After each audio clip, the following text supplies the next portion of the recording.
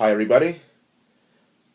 It's me again, old dude, coming at you again with my studies, my investigations in this dance that I love so much called liquid. Speaking of liquid, one moment. Caffeine, coffee, it does a body good. Didn't mean to talk about this, but one thing that you can do to improve your liquid robotics is you take an ordinary object, like this cup.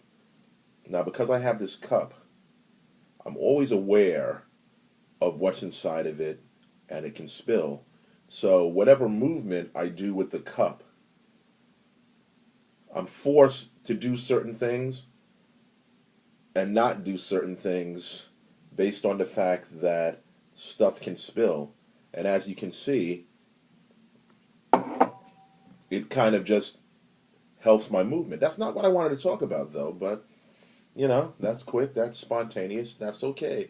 What I wanted to talk about today was why we're not good dancers or why we think we can't dance. And this comes out of my own journey, my own introspection. Now, contrary to popular belief, and this is a secret, not all black people can dance. Shh, shh, shh, shh. Don't let that out. Not all black people have natural rhythm.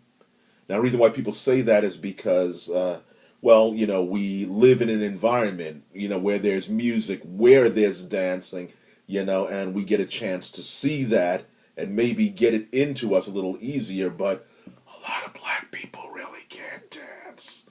And I know that because I was one of them. Just want to let you know that little, insight. Do with it what you want. But the reason why most of us feel we can't dance is why we feel we can't do most things in life. And that is, we're waiting for permission to be ourselves, to do something. Let's say you're going online and you see a particular dancer. I'll just, say one that I like. I like Mr. Wiggles from the Electric Boogaloo. And I would look at him for years, also because he's a New York guy, I'm just repping my city. But anyway, I'd look at him for years and watch the way he did the robot, watch the way he did his dime stops, watch the way, he did all these kind of movements, and automatically I would say, I can never do that, and since I can never do that, I'm not a good dancer. Wrong, wrong, wrong, wrong. You see, the thing that stands in our way of achieving anything is that we are waiting for some entity to kind of bestow upon us, like a king when he knights, a knight, your knight, Sir Saloina Beath or Lancelot, or something like that. You're waiting for someone to tell you that you have permission to move a certain way. You're waiting for that on some level. And because you're in this kind of self-imposed waiting room for somebody to bestow upon you their blessing for doing something, um, depending on your personality, you'll wait.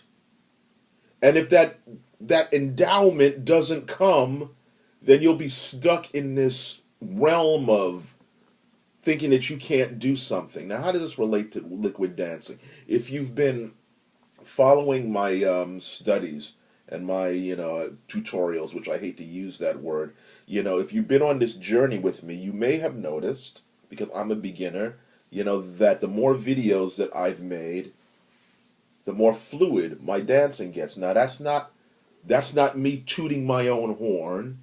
It's an objective fact. And the reason why it's getting better is that I'm giving myself permission to explore concepts of movement as opposed to techniques of dance that this person does, that this person does, that this person does. Because if I study techniques of dance, that Poppin' Pete does here, that Mr. Wiggles does here, that this one does here, that this one does. If I'm always in a frame of mind where I'm looking at the way you're doing it and judging myself by your standard, I may not reach that standard. And because I've put in my mind this is the standard that I must reach, then I'm not going to be a good dancer.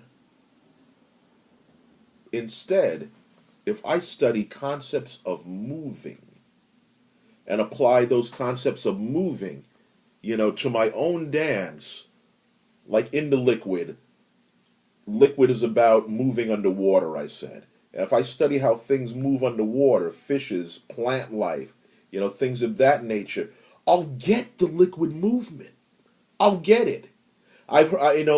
Not a knock on how this is done traditionally. I've heard and I've read and I've seen that people say, well, your hands have to be like this in order to get that liquid movement. That's the orthodox way of doing it. But if you notice, because of my hand condition, my hands are often like this. They're often open. They're done the wrong way as far as convention goes. But it still looks like liquid. Now, why is that? Because I know what liquid or water looks like. I know how things that move through water react. So it gives me a certain amount of freedom to not be stuck on my hands being perfectly like this, which I can do now, thank God. But I'm not stuck in that. I'm not stuck in that orthodox method of I must do it this way. Because I understand what liquid is, I can allow my hands to relax, and be open on those days when I have pain. Because I understand the principles of, how things move through water. So for me, water is the concept, not necessarily the prescribed moves of dance. And I hope that makes sense. In a previous video, I talked about moving a mass by either pulling it, or by pushing it. That's a concept. That's not a dance move. So give yourself permission to dance. Or rather, don't even think about dancing.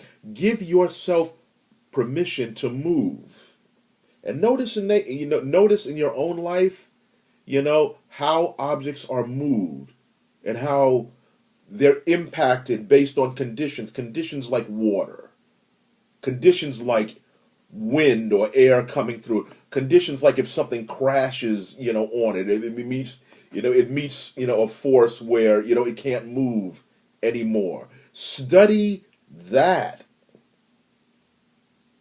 And you'll make up your own dance, and that's what this is all about. So this is Old Dude. If you like what I said, add to the conversation, because it's not a one-way conversation. I'm not an authority, just a guy who is making discoveries. That's it.